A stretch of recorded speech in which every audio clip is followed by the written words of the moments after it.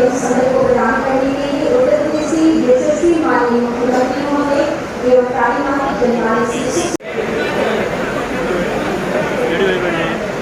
मंच पर उपस्थित अनुरोध है कि आज बाढ़ की विभीषिका में जूझते हुए इस जनमानस को अपने आशीर्वचन से आज इस बाढ़ की विभीषिका में अपने जनपद में तमाम परियोजनाओं को आगे बढ़ाया गया था। जिन परियोजनाओं में 23 परियोजनाएं यहाँ जनपद के लिए हम लोगों ने स्वीकृत की थी, जिनमें से 9 परियोजनाएं अब तक पूर्ण हो चुकी हैं, जिनसे बाढ़ राहत का कार्य युद्ध स्तर पर यहाँ पर उससे बचाव में काफ़ी मदद मिली। बाकी शेष परियोजनाओं का कार्य भी युद्ध स्तर पर चल रहा है, उसमें काफ़ी प्रगति है। पहले से ही जिला प्रशासन को पर्याप्त मात्रा में संसाधन और धनराशि उपलब्ध करा दी गई है। हर संभावित संवेदनशील गांवों में नावों की व्यवस्था करने, बाढ़ के समय में एनडीआरएफ, एसडीआरएफ और पीएसी की फ्लड यूनिट को सक्रिय करते हुए हर पीड़ित परिवार को समय से राहत प्रदान करने और बचाव के लिए इन सभी संस्थाओं को भी लगाया गया है। बाढ़ राहत सामग्री भी पर्याप्त मात्रा में हर एक जनपद में उपलब्ध है। हर पीड़ित परिवार को 10 किलो चावल, 10 किलो आटा, 10 किलो आलू, लाई चना, 2 किलो दाल, रिफाइंड तेल, नमक, मिर्च मसाला, गैस लाई, मोमबत्ती, यानी जो भी एक आवश्यक सामग्री आपदा के समय में हो सकता है, ये उपलब्ध करवाने के लिए पहले से निर्देश दिए गए हैं। और अभी यहाँ कुछ पीड़ितों को राहत मैंने स्वयं भी बांटी है। प्रशासन से कहा गया कि प्रयास करें कि अगले 3 दिनों के अंदर जनपद के अंदर हर ग्राम पंचायत के लिए नोडल अधिकारियों की तैनाती करते हुए हर एक पीड़ित परिवार तक राहत सामग्री पर्याप्त मात्रा में वितरित हो जाए, क्योंकि राहत सामग्री हर पीड़ित परिवार के लिए एक मलहम का काम करेगा। ये व्यवस्था सुनिश्चित कर हर हाल में करें।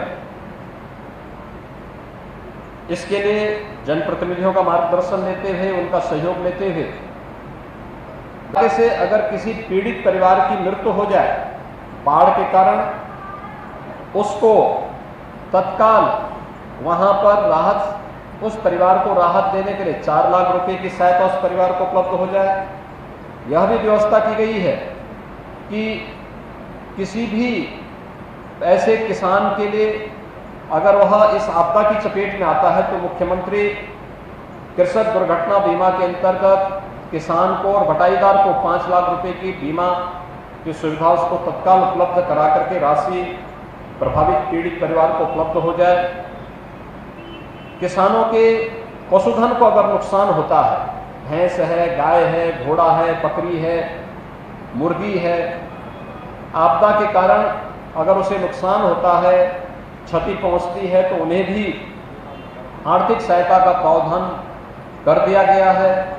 ये भी व्यवस्था की गई है कि अगर किसी पीड़ित परिवार का मकान बाढ़ की चपेट में आकर के क्षतिग्रस्त हुआ है तो उसे 95,000 रुपये, कच्चा मकान है तो उसको उसी अनुपात में धनराशि उपलब्ध करवाने, नदी की धारा में आकर के अगर कोई मकान समाप्त हो गया है, नष्ट हो गया है, तो मुख्यमंत्री आवास योजना के अंतर्गत उस परिवार को आवास उपलब्ध कराने के प्रावधान किए गए हैं।